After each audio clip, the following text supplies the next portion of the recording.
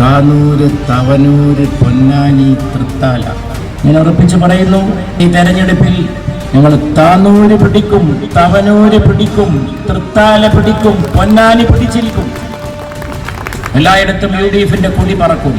UDF എന്ന് പറഞ്ഞാൽ മനുഷ്യരെ ചേർത്ത് പിടിക്കാനാണ്. പൊന്നാനി ലോക്സഭാ മണ്ഡലത്തിൽ താനൂര്, തവനൂര്, പൊന്നാനി, തൃത്താല അതൊക്കെ തിരിച്ചു പിടിക്കാൻ മാത്രമല്ല ചരിത്രം സൃഷ്ടിക്കാൻ ജനങ്ങൾ ഒരുങ്ങിയിരിക്കുന്നു.